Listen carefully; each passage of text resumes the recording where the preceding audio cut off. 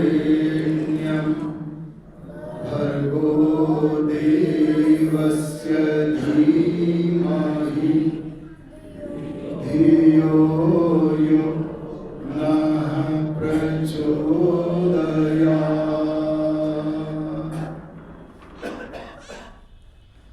हमारे आर्य समाज दिलशन गार्डन दिल्ली के प्रधान माननीय श्री सत्यपाल अरोड़ा जी, जो कि सदा मधुर मुस्कान लिए हुए होते हैं,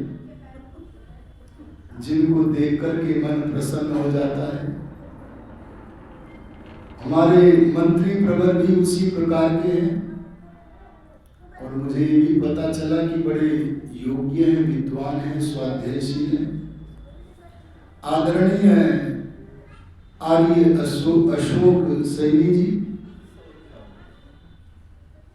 मैं प्रातःकाल तो नाम याद था आपका, हाँ, आदरणीय ऋषिराज जी, जो बिल्कुल साधु संत की तरह विराजमान होकर हमारे समारोह की शोभा वृद्धि करते हैं। और आर्य समाज के कोषाध्यक्ष आदरणीय श्री सुनील सहगल जी, महिला आर्य समाज की प्रधाना आदरणीय कुसुम भंडारी जी, बैठिएगा, आदरणीय मंत्रिणी शशि जायसवाल जी, आदरणीय कोषाध्यक्षा जी आदरणीय रेखा वधावन जी, और जिनके निवास पर हम ठहरे हुए हैं आदरणीय सरिता डावर, हमारे आर्य जी भी आगे बैठे हैं, क्या शुभ नाम है, आदरणीय राजकुमार भटनागर जी भंडारी जी, सम्मानीय मातृशक्ति धर्मनिष्ठ सज्जनों, प्रातःकाल की सभा में हमने बताया था कि चलो लौट चलो सनातन की ओर। किस ओर लौट चलो बोलो? चलो लौट चलो सनातन की ओर। सनातन उसे कहते हैं जो सदा विद्यमान रहता है, और सदा विद्यमान रहने वाले कई पदार्थ हैं, जैसे ईश्वर सदा रहता है, आत्मा सदा रहता है। अरे ये संसार परमात्मा ने जिससे बनाया वह प्रकृति सदा रहती है।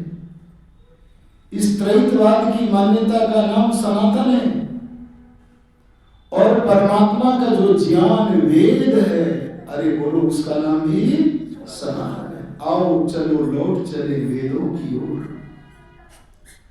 अगर वेदों की ओर लौटते समय हमारी किसी दूषित मान्यता का खंडन हो रहा है, तो बोलो, उसे प्यार से सहन करना चाहिए कि नहीं? अरे बोल दो, करना चाहिए। हम आपका केवल कल्याण करना चाहते हैं बस। और यदि कोई हमारे प्रवचन में कहे हुए विषय पर कोई जिज्ञासा रखता है और अपना हाथ खड़ा कर देता है, तो उस पर हम प्रसन्न होते हैं, इसलिए कि कम से कम ध्यान से सुन रहा है और सुन करके कोई जिज्ञासा कर रहा है। हम उससे कोई परेशानी का अनुभव नहीं करते, इसलिए हमारे कथन को ध्यान से सुने। और अगर किसी को लग रहा हो कि ये तो हमारे प्रतिकूल है, समझना चाहिए, तो उसे हाथ खड़ा कर देना चाहिए। हम उसे अवश्य अवसर देंगे। ये अवसर आपके पास परसों तक अवश्य यहाँ पर विद्यमान है। और सामाजिक संचार माध्यम से सारे दिल्ली में एक समाचार फैला दो कि दिल्ली में एक बहुत बड़ी घटना घट रही है। कोई आपसे पूछे क्या घटना घट रही है, तो कहना सत्य सिद्धांत रूपी मणियों में मोतियों को बिखेरा जा रहा है, और यदि कोई किसी को कोई जिज्ञासा करनी है, कोई शंका करनी है, तो उसका समाधान भी किया जा रहा है। बोलो, क्या ये छोटी बात है? इसका प्रचार प्रसार करो। आइए आज हम अपने एक मुख्य विषय को लेंगे, क्योंकि आपका कार्यक्रम बहुत लंबा नहीं है, केवल 3 ही दिन का है। प्रातःकाल हमने कहा था कि 5 महायज्ञों के करने से आपका जीवन स्वर्गमय हो जाएगा। आज हम 5 महायज्ञों में जो पहला यज्ञ है ब्रह्म यज्ञ, उसी को थोड़ा विस्तार में आपके सामने धरेंगे, कल को भी धरेंगे। ब्रह्म यज्ञ के लिए आजकल एक शब्द बहुत ही हमारे समाज में प्रसिद्ध है, वह शब्द है पूजा। अरे बोलो, क्या है? पूजा। पूजा जानते हो कि नहीं? पूजा। अच्छा, पूजा हमें समझ करके करनी चाहिए या बिना समझे? अरे बोल दो, समझ के करनी चाहिए। हम कोई भी कार्य करते हैं तो उसको जांच कर समझ करके करते हैं, और जो संसार का सबसे बढ़िया काम है, जिससे भगवान का प्रत्यक्ष करने का मनोरथ पूर्ण होता है, अरे जिससे महान आनंद की, भगवान के ज्ञान की उपलब्धि होती है, क्या उस पूजा नामक कार्य को समझ करके नहीं करना चाहिए? तो आओ मिलकर के हम आज पूजा को समझने का प्रयत्न करते हैं। पूजा शब्द संस्कृत भाषा का शब्द है। जैसे जल माने पानी होता है, वस्त्र माने कपड़ा होता है, ऐसे ही पूजा शब्द का अर्थ है सेवा करना। बोलो, क्या अर्थ है? और सेवा करने को अगर आप जानना चाहते हो, अगर आप पूजा नामक कर्म को जानना चाहते हो, तो हम सांसारिक आंगन में देखते हैं, सांसारिक व्यवहार में देखते हैं कि हम पूजा करते समय सांसारिक व्यवहार में 3 वस्तुएं वहां पूजा में उपस्थित रहती हैं। कितनी बोलो? कौन कौन सी? प्रथम वस्तु जो पूजा में अवश्य रहती है, उसका नाम है पूज्य। अरे बोलो जी, क्या है? पूज्य। आ गया समझ? पूज्य किसे कहते हैं? जो पूजा करने के योग्य है। अरे बोलो, पूजा पूज्य की होनी चाहिए या अपूज्य की? पूज्य जैसे हमारी माता, अरे बोलो हमारे पिता, अरे हमारे आचार्य, अरे हमारे मार्गदर्शक, ये सब क्या है जी? पूज्य। इनकी पूजा करोगे तो आपका कल्याण होगा। लेकिन मैं आज इन सांसारिक आंगन के जो पूज्य हैं, सांसारिक व्यवहार में हमारे जो पूजनीय हैं, उन माता पिता आचार्य आदि की पूजा का पाठ पढ़ाने के लिए नहीं बैठा। आज तो मैं उस महान पूज्य की बात, पूजा का पाठ पढ़ाने बैठा हूं कि जिसकी पूजा बड़े बड़े पूज्य करते हैं, संसार के सब पूज्य करते हैं। जिसकी पूजा महात्मा, राजा, सन्यासी, ऋषि मुनि, सब सज्जन लोग करते हैं, वो संसार का सर्व पूज्य कौन है? अरे बोलो, कौन है? अरे बोलते क्यों नहीं? बड़े धीमे बैठे हो। बोलो, कौन है सबका पूज्य? नहीं आई है बात। अरे बताओ, सबसे पूज्य कौन है? परमात्मा है, ईश्वर है, जिसका मुख्य नाम ओम। अच्छा बताओ, किससे पता लगा कि न लगा कि आर्य समाज नामक सनातन धर्म का आंदोलन सबसे प्रमुखता अगर किसी को देता है तो वो वस्तु क्या है? परमात्मा। अरे बोलो, क्या है? जब सत्यार्थ प्रकाश का पहला समोल्लास मना रहे हैं, तो वहां पर सबसे पहला विषय क्या लिया? ईश्वर। अरे आर्य समाज के 10 नियमों को लिख रहे हैं, तो सबसे पहला विषय क्या लिया बोलो? ईश्वर। अरे आर्य देश रत्नमाला में जब 100 पुष्प दे रहे हैं तो सबसे पहला जो पुष्प दिया, बोलो उस पुष्प का नाम क्या है? ईश्वर। समझ में आया जी?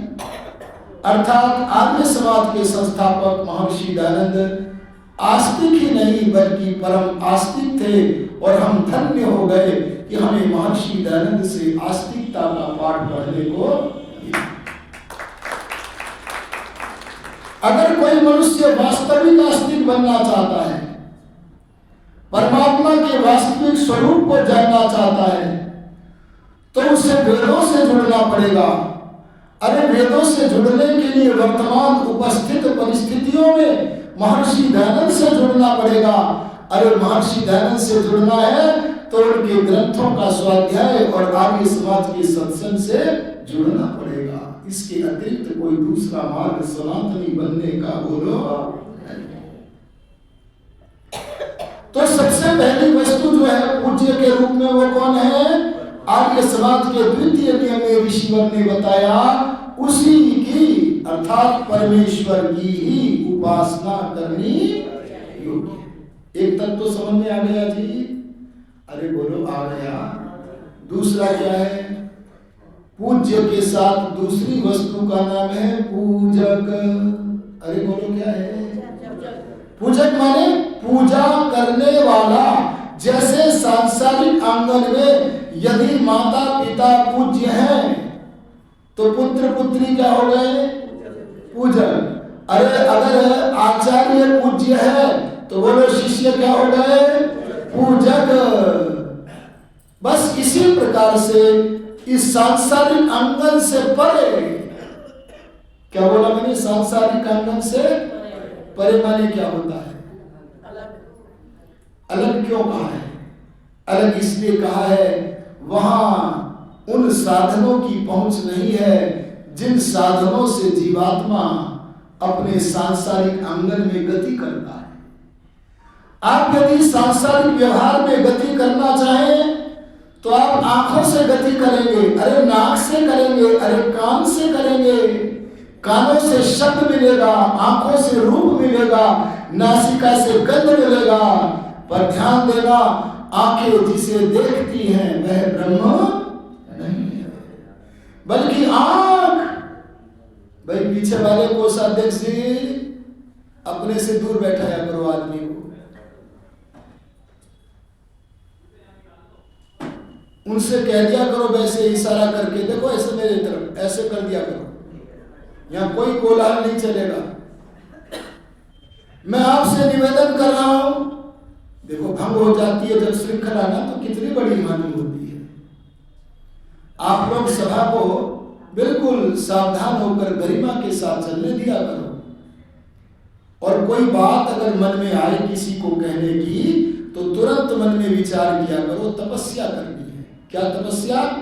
मौन होकर के बैठना है, ये तपस्या है। कई लोगों के मन इतने चंचल होते हैं कि मौन होकर बैठ ही नहीं सकते। मैं आपसे निवेदन कर रहा था, आंखें जिसे देखती हैं, अरे आप जिसका भगवान के नाम पर पूजन करते हो वह वस्तु आंखों से दिखती है कि नहीं?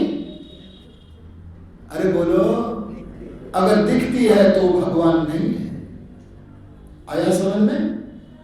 अगर आप भगवान मानकर किसी वस्तु की पूजा कर रहे हो तो जो आंख देख रही है वह भगवान नहीं है, बल्कि आंख जिससे शक्ति प्राप्त करके देखती है, अरे आंखों को शक्ति देने वाला वह परमात्मा बोलो क्या है? अच्छा, भगवान कानों से सुनाई देता है क्या? अरे कानों से जो सुनाई देता है वह ब्रह्म नहीं है, बल्कि कान जिस भगवान से शक्ति प्राप्त करके सुनते हैं वह शक्ति देने वाला परमात्मा ब्रह्म है। इसीलिए मैंने कहा नैन देवा आप्नुवन, वेद भगवान कहते हैं उस भगवान की तरफ गति हमारी इंद्रियों के द्वारा होना संभव नहीं है। इंद्रियों से तो शरीर रूपी गढ़ के बाहर इस संसार में गति होगी, इस संसार से परे अत्यंत सूक्ष्म, सूक्ष्म माने बारीक, महीन, इतना महीन कि जिस महीनता को आंख, नाक, कान आदि इंद्रियां पकड़ नहीं सकती, अरे मन भी बोलो पकड़ नहीं सकता, इतना सूक्ष्म है और बड़ा विस्तृत है। आपका काल्पनिक भगवान वास्तविक भगवान नहीं, काल्पनिक भगवान अनंत है या सीमित है? अरे बोलो, काल्पनिक तो सीमित है लेकिन वास्तविक परमात्मा तो अनंत है। अरे बोलो अनंत। इसीलिए मैं कहता हूं सांसारिक आंगन से परे अत्यंत सुंदर, कितना सुंदर है। यहां तो हीरे जवाहरात आदि कोई कोई वस्तु ही दर्शनीय है, पर वहां तो सारा आंगन दर्शनीय है। अत्यंत सुंदर सूक्ष्म जगत गगन मंडल में ही विद्यमान है। अगर हम अपनी पहुंच वहां कर ले तो वहां पहुंच करने के अनंतर हम परमात्मा के दर्शन करने का मनोरथ पूर्ण कर सकते हैं। इसलिए मैं कहता हूं सांसारिक आंगन से परे जिस आंगन का नाम है आध्यात्मिक आंगन। अरे बोलो क्या नाम है? अगर घर में रहते हो, भोजन बनाते हो, भोजन खाते हो, माता पिता की सेवा करते हो, ये कौन सा आंगन है ना? सांसारिक। यहाँ पितृयज्ञ किया करो, ये अनिवार्य है सांसारिक आंगन की पूजा भी। और आप अपनी पाठशालाओं में जाकर अपने गुरुओं का सम्मान करते हो, बोले कौन सा आंगन है? अरे बोल दो, सांसारिक आंगन है। ये गुरुओं का सम्मान भी किया करो। आपके घर में अगर कोई विद्वान अतिथि आवे तो बोले उसका सम्मान करना चाहिए कि नहीं करना चाहिए? ये कौन सा आंगन है? सांसारिक आंगन है।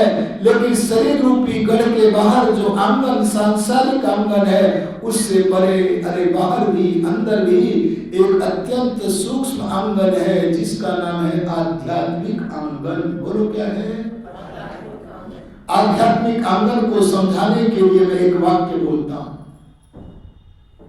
जहां इंद्रियों की नहीं चलती, अरे बोलो किसकी नहीं चलती? अगर आत्मा आंख के द्वारा किसी रूप के प्रलोभन में फंस गया, अगर आत्मा किसी कान के द्वारा शब्द के प्रलोभन में फंस गया, देखो जीवन के संचालन के लिए इंद्रियों से विषयों का उपभोग तो करना आवश्यक है, लेकिन उसमें फंसना गलत है। अरे समझ में आया कि नहीं? एक उदाहरण लो, ये माइक मेरे लिए आवश्यक है कि नहीं है? और अगर मैं इसमें फंस गया तो विचार करूंगा, भाई ये माइक कैसे मैं यहाँ दिल्ली से बिजनौर ले जाऊं। कोई पूछेगा क्या विचार चल रहा है? बोले माइक में फंस गया हूं, इसे यहाँ से ले जाना चाहता हूं। बोले ये नहीं करना है। ध्यान देना, आपको सांसारिक विषयों का उपभोग तो करना है, जीवन का संचालन करने के लिए भोजन तो करना है, वस्त्र तो पहनने हैं, अरे भवनों में रहना तो है, लेकिन इनमें रह करके फंसना नहीं है। इस वार्ता को महर्षि दयानंद बड़े सुंदर वाक्य में कहते हैं। क्या कहते हैं? जीवात्मा ही प्रकृति से बने हुए पदार्थों का भोग करता है और वह पदार्थों का भोग करने के कारण उनमें फंसता है, और परमात्मा न प्रकृति से अपने द्वारा बनाए हुए पदार्थों का भोग करता है और न बोलो फंसता है।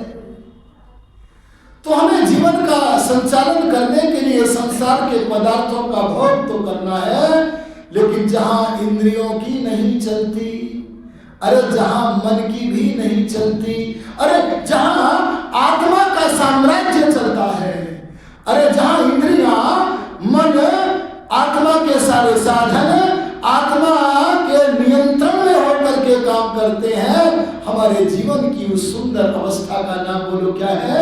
आध्यात्मिक आंगन। अरे बोलो क्या है? समझ में आ गया? मोबाइलों को रख दो, अगर टेप कर रहे हो तो चालू रखो, अब देखिएगा, अगर परमात्मा पूज्य है तो पूजक कौन है?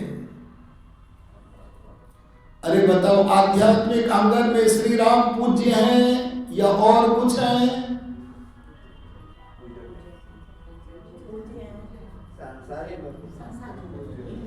अरे देखो ना, मंत्री जी क्या बोल रहे हैं? मंत्री जी बोल रहे हैं सांसारिक आंगन में श्री राम यदि सशरीर हैं तो उनकी भोजन आसन आदि से सेवा करो, और यदि यह लोग छोड़कर परलोक चले गए हैं तो उनके व्यक्तित्व व कृतित्व का पूजन करो, लेकिन ये सांसारिक व्यवहार में करो। वे जैसा परमात्मा की पूजा करते थे वैसे हम भी श्री राम की नहीं बल्कि बोलो परमपिता परमात्मा की पूजा करें। अरे बात आई कि नहीं आई समझ में? किसी को कुछ गड़बड़ तो नहीं लग रहा? लग रहा हो तो पूछ लेना भाई, पूरा छूट है। चलो, कई लोग पूछते हैं, वो बात मैं पूछ लेता हूं, आप लोग संकोच करते हो। भगवान अपने भक्तों का उद्धार करने के लिए जन्म लेता है कि नहीं? अरे हाथ खड़ा करो जो कहते लेता है, लंबा सा। बहुत घबराते हैं लोग। देखो प्रधान जी तो हाथ क्यों खड़ा कर रहे हैं, बाद में कहेंगे आपसे। अरे बोलो, भगवान अपने भक्तों का उद्धार करने के लिए जन्म लेते हैं कि नहीं? मैं देख तो लो।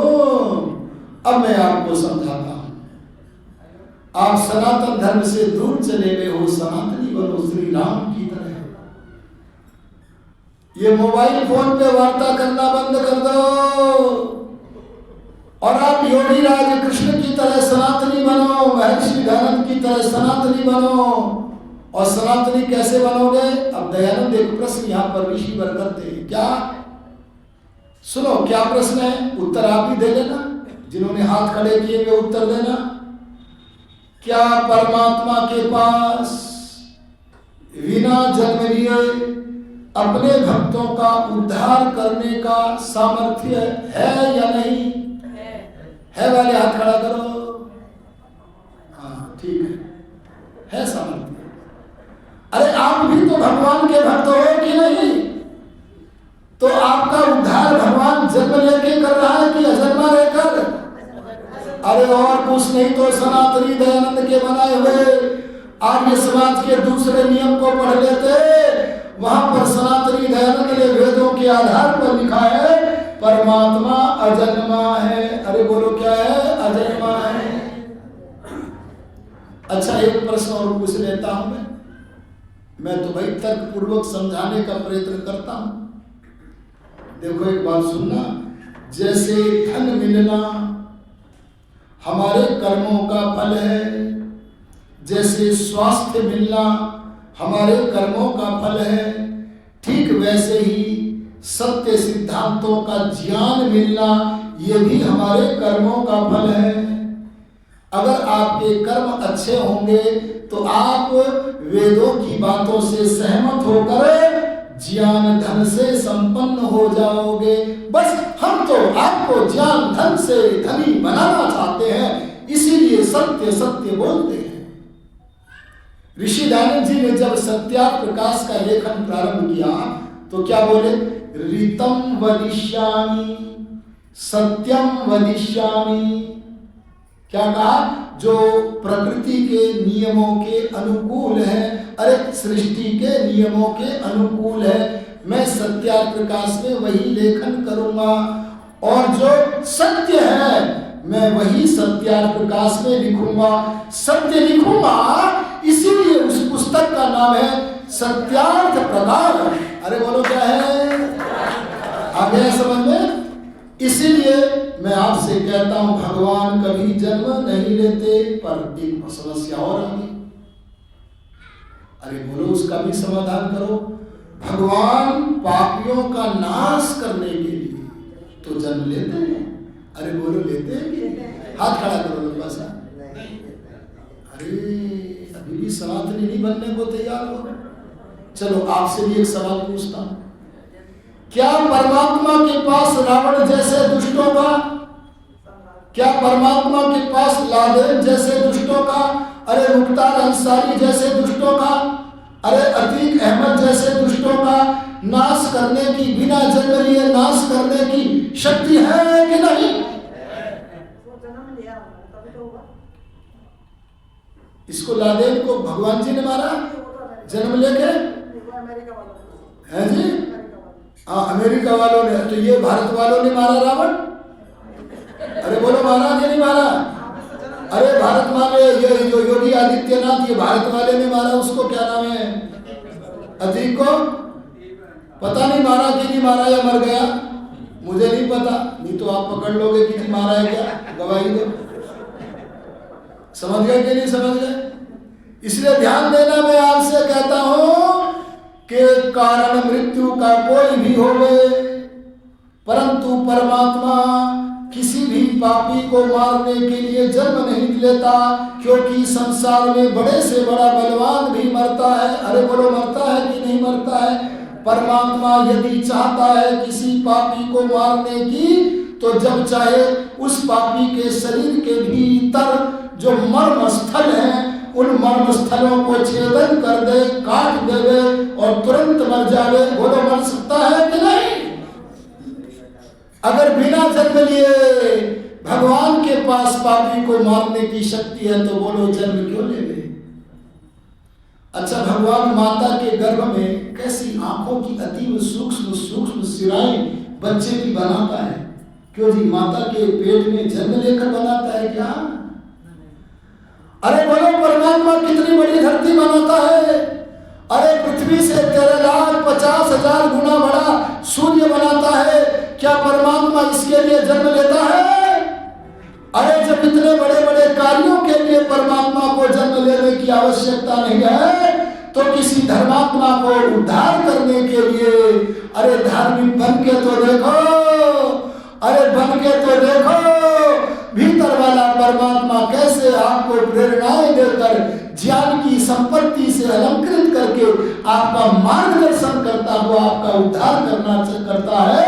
इसे देखो तो सही। एक बात नोट कर लेना, भगवान की सारी शक्तियां आपके कल्याण के लिए सदा प्रस्तुत रहती हैं, पर आपने भगवान से इतनी दूरी बनाई है कि भगवान की जो शक्तियां आपका कल्याण कर रही हैं, वे आपको दिखाई, अरे बोलो, देती नहीं है। हमें दिखने लगी है, इसलिए हम कहते हैं। तो मैं आपसे निवेदन कर रहा हूं, जो परमात्मा बिना शरीर धारण किए भक्तों का उद्धार करता है, अरे पापियों का नाश भी करता है और सारे काम करता है, क्या वह परमात्मा जन्म लेगा? ये अवतारवाद की कल्पना, मिथ्या कल्पना वेद विरुद्ध है, ये सनातन धर्म के विरुद्ध है। इसलिए कभी कभी ये मत मानना कि परमपिता परमात्मा जन्म लेता है। अच्छा, एक बात बताओ, सोचो जरा, बुद्धि का प्रयोग करो। क्या आप इस छोटी सी हथेली में पृथ्वी को ले सकते हो? अरे बोलो, कोई ले लेगा क्या? देखो कितना है, कितने ग्राम आएगा? अरे ज्यादा से ज्यादा 1 किलो आ जाएगा। ध्यान देना, तो वो परमात्मा जिसका को सीमा में बांधा नहीं जा सकता, जो अनंत है, क्या इतने अनंत विशाल गगन मंडल में, अनंत में रहने वाले परमात्मा को माता की कुक्षी में, कोख में सीमित किया जा सकता है? अरे बोलो, माता कौशल्या की कोख में क्या अनंत परमात्मा को सीमित किया जा सकता है? अरे क्या उन्हें अयोध्या में ही या एक शरीर में ही सीमित किया जा सकता है? अरे बोलो, आपस में बात न करो। पूछना हो तो खड़े हो जाओ, किसी को कुछ पूछना हो तो खड़े हो जाओ, मैं उनकी बात सुनूंगा, पर परस्पर वार्ता न करो। हाथ खड़ा कर दो, पूरा अवसर दूंगा और नाराज नहीं होऊंगा। ठीक है जी?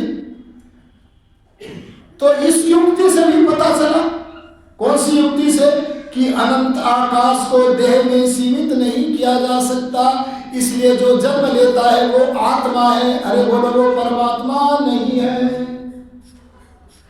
अच्छा, अब मैं प्रमाण देता हूं, किसी तरह तो मान जाओ सच्चाई को। अरे कैसे मानोगे, सनातनी कैसे बनोगे?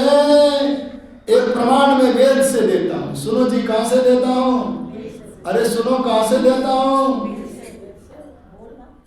सपर्यगात् शुक्रम कायम अव्रणम स्नाविरम शुद्धम पाप विद्धम इत्यादि। वह परमात्मा कैसा है? अव्रणम, अकायम।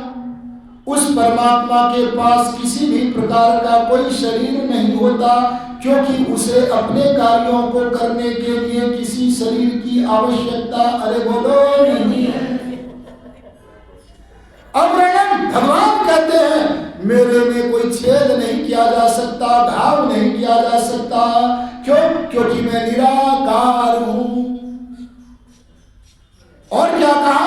अस्नाविरम, मेरे को किसी तार में भी, अरे नसनाड़ी में भी नहीं बांधा जा सकता, क्योंकि मैं सूक्ष्म, निराकार और अनंत व्यापक हूं। ये कौन कह रहा है? परमात्मा वेद में स्वयं कह रहे हैं। अगर आप परमात्मा की नहीं मानोगे तो बताओ ना किसकी मानोगे? अगर आपको विश्वास नहीं तो हम आपको दिखा देते, वेद में भगवान ने ये सब कहा है। लेकिन कई धूर्त पाखंडी गुरु हमारे बीच में आ जाते हैं। उन्होंने सोचा महाभारत काल के बाद, क्या सोचा? इन आंख के अंधे गांठ के पूरों को, जो शास्त्रों को नहीं पढ़ते हैं, उनको कैसे बहकाएं? बोले बहकाएंगे तो तब आओगे जब अपने को परमात्मा बता दोगे।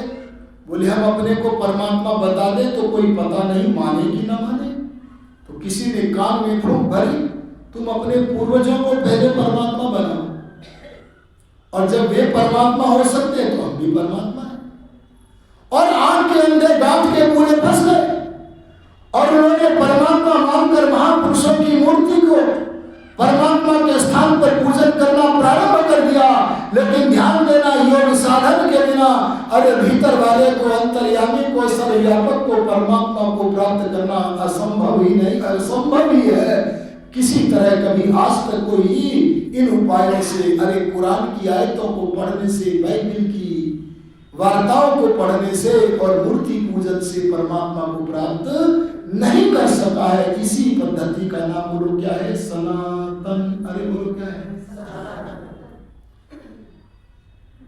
इस बात को आपको ध्यान रखना होगा कि परमात्मा कभी जन्म नहीं लेता। देखो श्री कृष्ण जी ने जन्म लिया कि नहीं लिया, पर वे परमात्मा थे या नहीं, इसका उत्तर देखो महाभारत में ढूंढो। जिस समय महाभारत को पढ़ोगे ना, मैं आपको बिल्कुल सही मार्ग पर ले जाने के लिए प्रयत्न कर रहा हूं।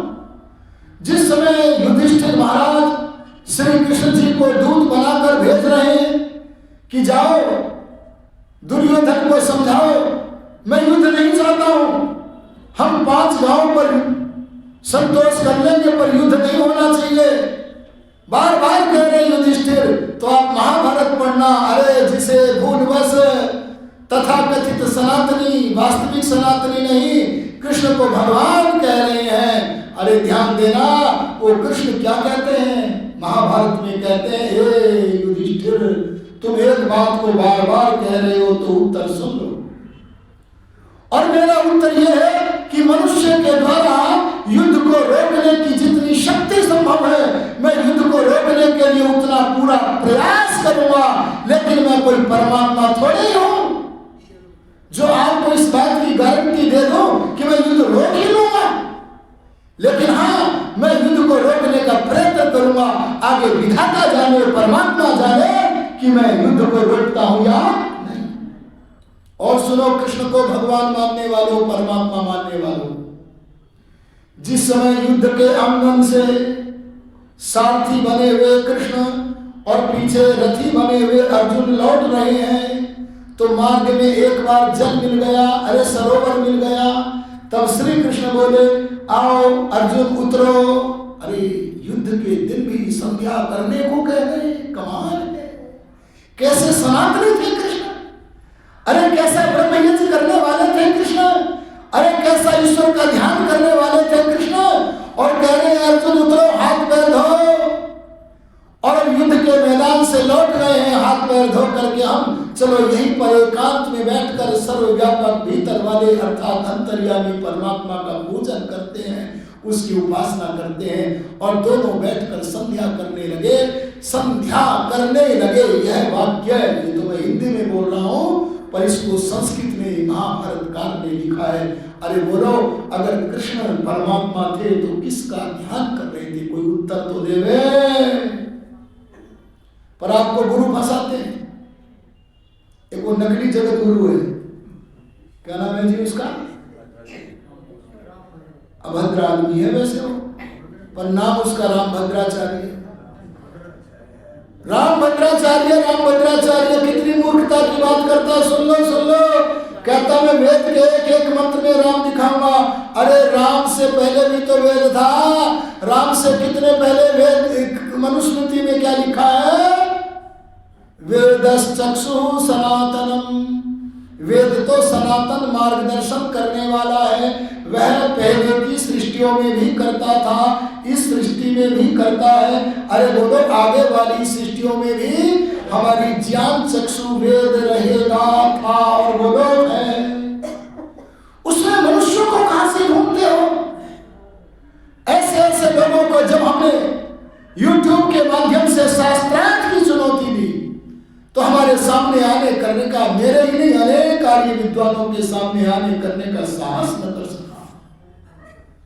इन लोगों ने क्या कहा? स्वयं को जगत गुरु घोषित करने के लिए, अरे ईश्वर का अवतार घोषित करने के लिए पहले महापुरुषों को घोषित किया, उसके बाद अपने को गुरु बनाया। ये तथ्य नहीं है, ये तथ्य से विपरीत मानना है। बात आ गई समझ में? अरे बोलो, भगवान सर्वशक्तिमान है कि नहीं है जी? है। तो भगवान सारे काम कर सकता है कि नहीं? हाथ खड़ा करके बोलो। फिर गलत हाथ खड़े हो गए। आप पढ़ते पढ़ाते नहीं हो धर्मशास्त्रों में। सुन लेना, सर्वशक्तिमान जो कहते हैं सब कुछ कर सकता है, वह परमात्मा सर्वशक्तिमान तो है। देखो ये लिखा है समाज के दूसरे नियम में, सर्वशक्तिमान। वेद के आधार पे लिखा है, ऐसे थोड़ी लिख दिया अपनी ओर से। वह परमात्मा सर्वशक्तिमान तो है, पर सर्वशक्तिमान का जो अर्थ आप जानते हो, अरे सनातन से दूर होने के कारण, अरे वेद आदि सत्य शास्त्रों को न पढ़ने के कारण आप सर्वशक्तिमान का जो अर्थ जानते हो वो अर्थ नहीं है। लो मैं आपके सामने कुछ बातें धरता हूं। अगर परमात्मा सब कुछ करता हो जैसे कि आप में से कुछ लोग कह रहे हैं, तो बताओ क्या परमात्मा अपने जैसा एक और परमात्मा बना सकता है? अरे बोलो जी, तो क्यों कहते हो सब कुछ कर सकता है? इसलिए सर्वशक्तिमान का ये अर्थ नहीं है कि सब कुछ कर सकता है। चलो एक दो बात और पूछता हूं। क्या परमात्मा अपने जैसा एक और पहाड़, इतना भारी पहाड़, इतना भारी पत्थर कि जिसे स्वयं भी न उठा सके, बना सकता है? हाँ करो तो फंसोगे, ना करो तो फंसोगे। अगर हाँ कर दिया ना तो मैं कहूँ हाय रे, इतना बड़ा पहाड़ बन गया, बेचारा उठा नहीं पा रहा। और अगर कहोगे हाँ बना सकता है तो बोले हाय, दोनों तरफ उत्तर आपका जो अर्थ आप कर रहे हो वो नहीं करेगा। चलो एक प्रश्न और पूछ लेता हूं, फिर आगे बढ़ते हैं। क्या परमात्मा चोरी कर सकता है? मैं ये नहीं पूछ रहा चोरी करता है कि नहीं करता है, ये तो मुझे पता है वो करता नहीं है। न पहले चोरी की, न अब चोरी कर रहा है, और न वो आगे चोरी करेगा। पर करता तो नहीं, पर चाहे तो चोरी कर सकता है कि नहीं? अरे बोल दो। हाँ, यहाँ तो सबके उत्तर सही निकल रहे हैं। परमात्मा चोरी क्यों नहीं कर सकता? सुन लो सुन लो सुन लो। क्योंकि परमात्मा पवित्र स्वभाव वाला है। वह अपने पवित्र स्वभाव के विरुद्ध एक भी गंदा काम कर ही नहीं सकता। और हमने कृष्ण जैसे महापुरुष के नाम पर, अरे महापुरुष तो मैं कह रहा हूँ, उन धूर्त लोगों ने उसे परमात्मा कहकर ऐसी अनिष्ट कल्पनाएं कर दी उसके चरित्र पर, जिसे देखकर दयानंद रो पड़े। अरे बोलो कौन रो पड़े? दयानंद रो पड़े। उस विद्वान, उस ब्रह्मचारी, उस आप्त महापुरुष के बारे में, मन माने दोष लगाने वाले भागवत के बारे में दयानंद कह बैठे। क्या कह बैठे? देखो, सुन लो इधर, सुन लो, देखो महाभारत में, कहा भागवत पुराण में नहीं कह रहे, देखो महाभारत में, ये बन जाएगी बिटिया आर्या। ऐसे टाइम दिलाया करो, ये टाइम है बनने बनाने का। बेटा पूरी छूट है, 3 दिन, कुछ भी पूछना हो पूछना। ये ऐसा सत्संग दुनिया में कहीं नहीं मिलेगा जहां सवाल करने का मौका हो। पूरी छूट है इससे, लेकिन बाद में मत करना जी ऐसा बोल गए, ऐसा बोल गए। जैसे टीचर के सामने आज शिष्य लोग पूछते हैं ना, ऐसे यहाँ पूछ लेना, कोई रोक टोक नहीं है। अगर हमें भय होता कि हम असत्य बोल रहे हैं तो हम कह देते प्रधान जी लिखवा दो, जहां जूते उतारो वहां अपनी शंकाओं को छोड़ के आओ। कब लिखते हैं? तब जब हमें भय होता। पाखंडी गुरु ऐसे ही लिखवा देते हैं। लेकिन आर्य समाज का कोई भी विद्वान होता है, वो लोगों को वेद की ओर, सत्य की ओर, सनातन की ओर ले जाने के लिए कहता है। अगर आर्य समाज में आकर के प्रश्न नहीं करोगे तो बोलो ना, अपनी शंकाओं का समाधान कहां करोगे? मैं आपसे निवेदन कर रहा था, परमात्मा अपने पवित्र स्वभाव के विरुद्ध कोई भी गंदा काम नहीं कर रहा, और हमने कृष्ण को परमात्मा काल्पनिक रूप में बनाकर ऐसे ऐसे गंदे काम थोप दिए कि उनको भागवत जैसे दुष्ट पुस्तक में पढ़कर दयानंद कहने लगे, हे प्रभु, हे मनुष्यों, महाभारत में श्री कृष्ण महाराज का इतिहास उत्तम नहीं बताया, बल्कि अत्युत्तम। अरे क्या कहा? अत्युत्तम, अरे बहुत उत्तम है।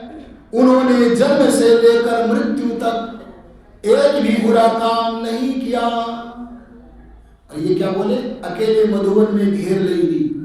मूर्ख लोग बोलते कि नहीं बोलते? अरे बोलो ना।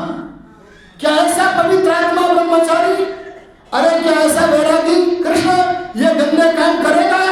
और ये तो उसको परमात्मा बोल करके कर रहे हैं। अरे परमात्मा कोई भी अपने पवित्र स्वभाव के विरुद्ध कोई काम नहीं कर सकता। अरे उसकी लीलाओं को देखना हो तो भगवान ने कहा मेरी लीलाओं को देखना है तो विष्णु कर्माणि पश्यत है, मैं व्यापक परमात्मा हूँ। इस सृष्टि में सर्वत्र जो कर्म हो रहे हैं वो मेरी लीलाएं हैं। तुम उन्हें देख करके मेरे पर विश्वास करो, मेरी तरफ आगे बढ़ो, योगाभ्यास करो। आया कुछ समझ में भी नहीं आया? बस हम तुमसे वोट मांगने नहीं आए भाई, हम तो केवल ये कहने आए हैं कि तुम सनातनी बन जाओ। अगर तुम सनातनी न बने तो तुम्हारे ऊपर अगर प्रश्नों की बौछार मुसलमान करेंगे, अरे ईसाई करेंगे तो तुम्हारे पास उत्तर नहीं होगा। लेकिन अगर आर्य समाज के संग में आकर तुमने सत्य को जाना तो तुम सारे प्रश्नों के उत्तर दे सकोगे। समझ में आया कि नहीं आया? एक ऐसी बिटिया, उसके यहाँ हमारे बरेली के बहुत बड़े विद्वान थे बिहारी लाल जी, और उनके साथ भजनोपदेश सकते पंडित ओम प्रकाश वर्मा। परिवार में भोजन करने गए। एक बिटिया लगभग 24 साल की नहीं होगी, बड़े प्रेम से आ करके भोजन करा रही है। पंडित बिहारी लाल जी बोली, बेटी तेरे में श्रद्धा तो पूरी है, लेकिन क्या करे, 3 दिन उत्सव को बीत गए हैं, आज चौथा दिन है, लेकिन तू अभी तक सत्संग में दिखाई नहीं दी। तो बताओ बिटिया क्या कहती है? पंडित ओम प्रकाश वर्मा जी बताया करते थे, बोली हे पंडित जी जानते हो मैं कौन हूँ? बोले बता बेटा कौन है? बोले मैं MSc हूँ। MSc को आपके सत्संग की कोई जरूरत नहीं है। बोलो ऐसे गर्भोन्नत लोगों का कोई उद्धार कर सकता है? तब पंडित जी बोले क्या कह गई है? तो ओम प्रकाश वर्मा जी ने थोड़ी नमक मिर्ची और लगा दी, और नमक मिर्ची लगा के पंडित बिहारी लाल जी को कहा ये कह गई है मुझे तुम्हारे प्रवचन सुनने की क्या जरूरत है, मैं तो योग्य हूँ, मैं तो MSc हूँ। अच्छा ऐसा बोल रही है, तो इसको ठिकाने लगाता हूँ। क्या बोले जी? मैं इसको ठीक करता हूँ, सही रास्ते पे लगाता हूँ। बोले कैसे? थोड़ी देर में जब वो फिर भोजन का कुछ पदार्थ लेकर के आई तो पंडित जी बोले जरा बेटी अपना हाथ तो दिखाना। अरे क्या बोली, कि पाखंडी लोगों की तरह आडंबर शुरू कर दिया हमारे सतगुरु ने। बोले जरा हाथ तो दिखाना। देखा, अरे बेटा तेरे में तो बुद्धि बहुत है, अरे बेटा तेरे में तो विद्या बहुत लिखी है हाथों में, अरे तेरे में तो आयु भी बहुत है, ए बिटिया तेरा तो विवाह भी विदेश में होगा। उछल गई। फिर बोली अरे बिटिया ये सारा काम तो रुकेगा, विदेश का विवाह तो रुकेगा, बीच में राहु केतु आ रहा है। पढ़ी लिखी थी नहीं, कुछ एमएससी जानती थी बस। अरे सनातनी नहीं थी, वेदांती सत्य शास्त्रों का स्वाध्याय नहीं किया था, तो बिल्कुल गुमसुम हो गई। बोले क्या करूं पंडित जी, कोई उपाय है क्या? बोले हाँ उपाय तो है। तो ओम प्रकाश वर्मा जी इस लीला को देख रहे, तो उन्होंने पंडित जी ने क्या कहा, तू 3 दिन तक प्रातःकाल, कितने दिन बोलो, प्रातःकाल 3 ना सायंकाल कहा था, सायंकाल 3 दिन 5 बजे अनार का जूस 1 गिलास 2 पंडितों को मिला। और तीसरे दिन एक बहुत बढ़िया उत्तम कोटि का दुशाला बाजार से लाकर उनको तीसरे दिन भेंट कर दे, तो तेरे राहु केतु चले जाएंगे। फंस गई। बोले ठीक है पंडित जी ये तो मैं कर दूंगी, कोई बड़ा काम नहीं है, और किसे करूं, आप दोनों पंडित हैं तो आप ही को करा देती हूँ। बोले तेरी इच्छा बेटी। और वो ये कह के चली गई जब उधर रसोई की तरफ, तो ओम प्रकाश वर्मा जी बोले आप भी क्या हो पंडित जी, 3 ही दिन बोला। ए ओम प्रकाश वर्मा जी जानते नहीं हम यहाँ रहेंगे ही 3 दिन, चौथे दिन तो चले जाएंगे, इसलिए 3 दिन बोला है। बस समझ गए पंडित जी भी, ओम प्रकाश वर्मा जी भी। और वो बेटी एमएससी बेटी सत्संग सुने न सुने, लेकिन शाम को 5 बजे अनार का ताजा जूस लेकर आती, पिलाती चली जाती। और तीसरे दिन तो जूस का गिलास और दुशाला लेकर के आई, और जब जूस भी पी लिया, दुशाला भी प्राप्त कर लिया, तो टुक टुक टुकुर टुकुर देखती हुई वो बिटिया बोली, गुरुजी अब तो मेरे ऊपर से राहु केतु, विदेश में जाने का रोड़ा अटकाने वाला राहु केतु चला गया। तब पंडित जी अपने वास्तविक स्वरूप में आ गए, अरे अपने सनातनी स्वरूप में आ गए। वेद के भक्त बन करके वो बोले, ये बेटी तेरे पर राहु केतु चढ़ाई करता जो उतर गया हो। बोले 3 दिन का जूस कहाँ गया? बोले दुशाला क्यों लिया? बोले बेटी तू कहती थी कि मैं विदुषी हूँ, एमएससी हूँ, मेरे को ज्ञान विज्ञान की जरूरत नहीं है। तेरे को ये बताना था कि तू कुछ भी धर्म शास्त्रों के बारे में जानती नहीं है, इसलिए तुझे मूर्खता के कारण जो चाहे बहका सकता है। अगर तू धर्म शास्त्रों को अध्ययन करे और आर्य समाज के सत्संगों में आए, तो तुझे इस प्रकार से कोई बहकाने में समर्थ नहीं होगा। ये तुम्हें अपने बच्चों से प्यार है कि नहीं है? अरे बोला ना, तो क्यों नहीं लाते? हाँ अरे हमारे पास तो वो टेक्निक भी है कि हम बच्चों को चाहे तो यूनिवर्सिटी टॉपर बना दें। अरे वो टेक्निक भी है कि कॉलेज का टॉपर बना दे। वेद भगवान ने वो टेक्निक बता रखी है। अब की बार तो नहीं बताएंगे क्योंकि वो कठिन विषय है। अगली बार आए अगर तो याद करके हमें बताना कि वो टेक्निक बता के जाओ, कि हम घर में कोई सामान रख कर भूल जाते हैं और याद ही ना आए तो कैसे याद आए, वो टेक्निक बताओ। आओ आगे बढ़े। आध्यात्मिक आंगन में पूज्य है केवल परमात्मा। अरे बोलो केवल। और पूजा कौन है? हम सब आत्मा, चाहे हम में से कोई कितना भी बड़ा आदमी बन जाए। किसी बड़े आदमी का नाम लो, आपकी नजर सही जगह नहीं जा रही है। सबसे बड़ा आदमी वो है जिसे संसार का कोई आकर्षण अपनी ओर आकर्षित न कर सके। अरे जिसे भगवान के दर्शन हो गए हो, जैसे पतंजलि, अरे बोले जैसे कणाल, अरे जैसे दयानंद, ऐसा संसार का कोई कितना भी बड़ा, चाहे राम जितना बड़ा आदमी बन जाए, अरे कृष्ण जितना बड़ा आदमी बन जाए, कितना भी बड़ा आदमी बन जाए, लेकिन वह आध्यात्मिक आंगन में पूजक के आसन पर ही बैठेगा। हाँ, लौकिक आंगन में तो हमारे माता पिता आदर्श महापुरुष पूज्य है, पर आध्यात्मिक आंगन में तो उनका आसन केवल बोलो पूजक का है। अरे बोलो केवल। आपके सांसारिक आंगन में जो पूज्य हैं, हम सनातन धर्म से दूर होकर उन पूज्यों को आध्यात्मिक आंगन में भी पूज्य बनाने लगे हैं।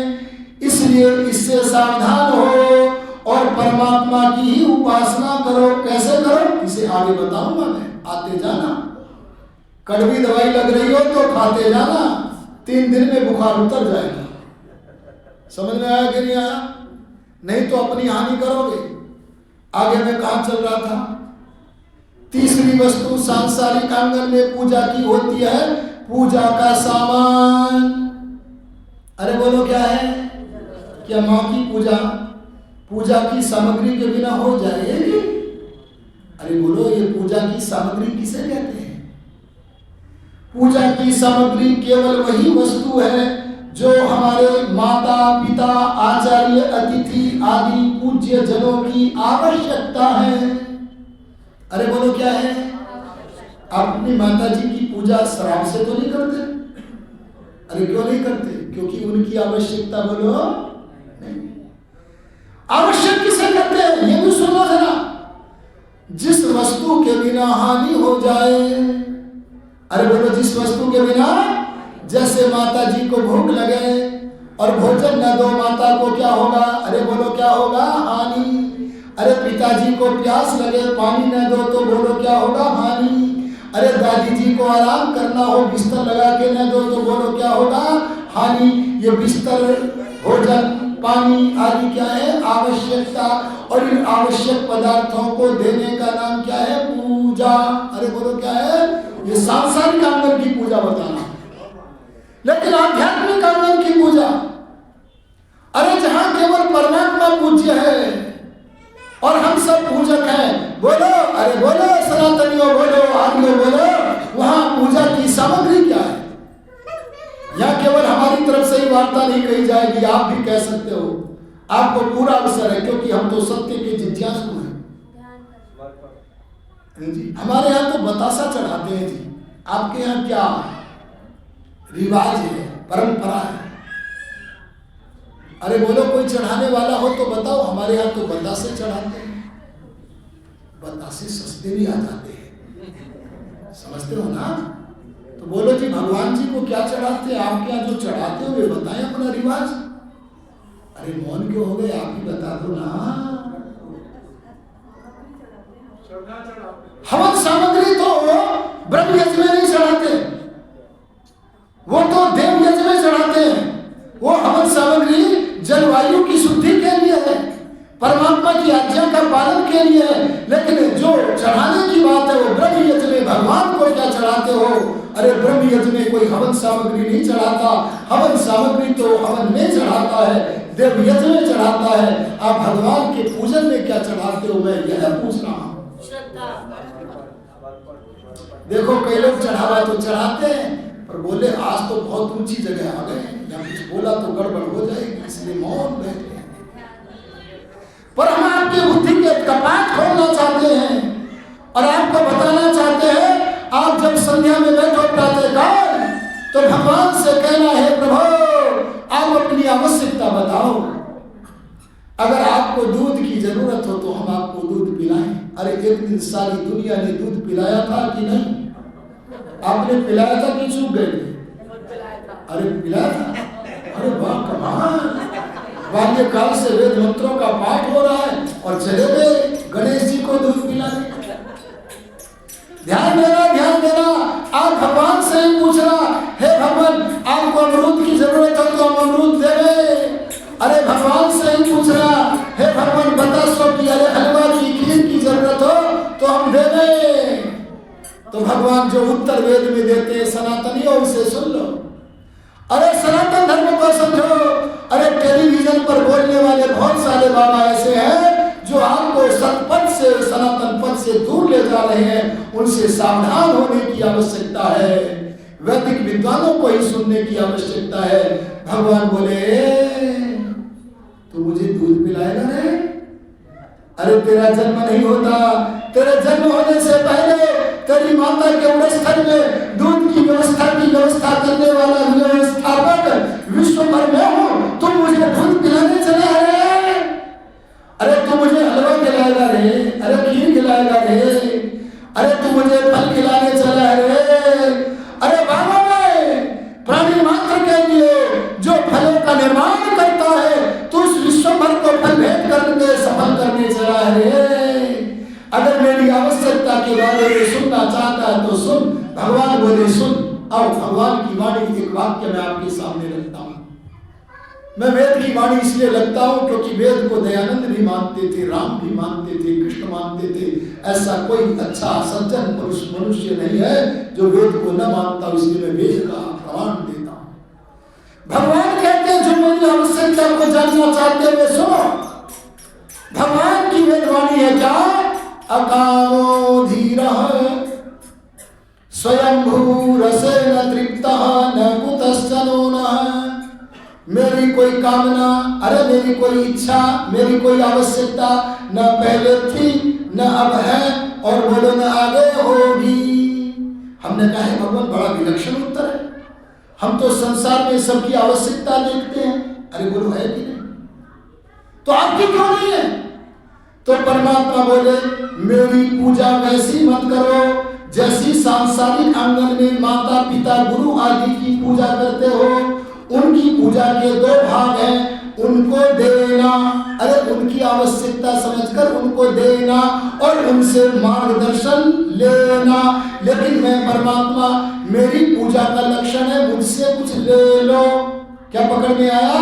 परमात्मा की पूजा का लक्षण परमात्मा को देना नहीं है बल्कि परमात्मा से लेना है।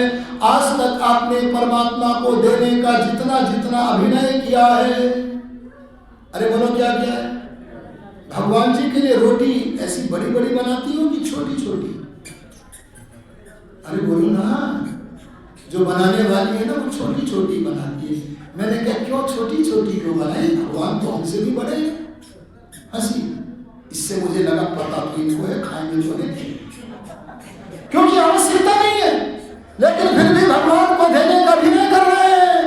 अरे मैं सनातनी बनाने के लिए ये बात बोल रहा हूँ। परमात्मा बोले सबको आवश्यकता है इसलिए सबको दो।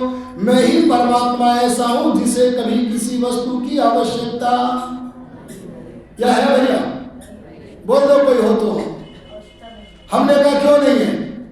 तो भगवान क्या बोले सुन लो जरा। भगवान बोले आवश्यकता उस वस्तु की होती है जो अप्राप्त हो। आपकी जेब में, अरे आपके घर में, अरे आपकी दिल्ली में अगर कोई ऐसी वस्तु हो जो मेरे पास अर्थात परमात्मा के पास न हो और आपकी जेब में हो तो लाओ मुझे दो, अरे लाओ मुझे दो। बोले कुछ है क्या? तो अभी नहीं क्यों करते हो? अरे सनातनी बनना है तो परमात्मा से ज्ञान की संपत्ति, भीतर से अंतर्यामी से ज्ञान की संपत्ति ले लो। उछलते फिरोगे, आनंद की प्राप्ति करो। भगवान से लेने का नाम भगवान की पूजा है। अच्छा एक बात और बताओ और बस मैं वाणी को विराम देता हूं। सज्जन मनुष्य अगर किसी को कुछ देता है तो उसे दुखी करने को देता है कि सुखी करने को? अरे बोलो, अगर आप हमें अपने घर पर बुलाकर भोजन कराओगे, कोई कराएगा कि नहीं कराएगा? अरे बोलो, कौन कौन कराओगे? चलो देखते कौन कौन नंबर लेता है। अगर आप हमें भोजन कराओगे तो सुखी कराने को करने को कराओगे कि दुखी करने को? तो जब भगवान को देते हो तो क्या ये सोचते हो ले रे दुखिया रे? भगवान को कह रहे ले रे दुखिया रे, लड्डू ले ले, अरे हलवा ले ले, अरे अमरूद ले ले और लेके अपना दुख मिटा ले। अगर मैं तुझे न देता तो तू मेरे दिए बिना दुखी का दुखी रहता, ले मेरी वजह से सुखी हो जा रे। क्या ये सोच करके देते हो? अरे बोलो तो कारण कौन सा है, क्यों देते हो? अरे बुद्धि के कपाट क्यों नहीं खोलते हो? मेरे सामने लेखबद्ध करके प्रश्न ले आना अगर आज नहीं कर पा रहे हो। अगर सबके सामने पूछने की इच्छा नहीं है तो मुझे लिख करके भेज देना, आपके प्रश्नों का समाधान दूंगा। दयानंद योगी समाधि में बैठ गए। अरे बोलो जी, कहाँ बैठ गए? समाधि में बैठ गए। भगवान से बोले अपने बारे में कुछ बताओ ना अपने पुत्र दयानंद को। भगवान ने अपना स्वरूप खोल करके रख दिया, अपने बारे में बता दिया। और तब समाधिमान दयानंद समाधि से उठे, खिलखिला के हंसे और लोगों से बोले, आओ आओ दुनिया के लोगों आओ, मैं तुम्हें भगवान से पूछ कर कुछ बताना चाहता हूं। और तब जानते हो क्या बताया? भगवान बोले, भगवान से पूछकर दयानंद बोले, भगवान पूर्ण सुख रूप है, माने आनंद रूप है, और स्वयं आनंद रूप ही नहीं है, जो उसके समीपस्थ होवेगा, उपासना करेगा, उसे सारे सुखों से भरने वाला है। परमात्मा के पास सुख कहां से आया? यदि यह जानना चाहते हो तो परमात्मा स्वयं सुख स्वरूप है। इसलिए परमात्मा के पास आप आनंद या सुख की वृद्धि नहीं कर सकते। और सुनो, परमात्मा तो संसार के सब पदार्थों में, चाहे जड़ हो या चेतन, उनके अंदर व्यापक ही नहीं है। पतिरेक आसीत, सब जड़ चेतन पदार्थों का स्वामी था, स्वामी है, और बोलो स्वामी रहेगा। इसलिए परमात्मा की पूजा का लक्षण उसे देना नहीं है, उससे लेना है। उस परमात्मा से लेने की क्या पद्धति है, इसकी चर्चा हम कल करेंगे। लेकिन उससे पहले एक निवेदन करता हूं, अपनी अपनी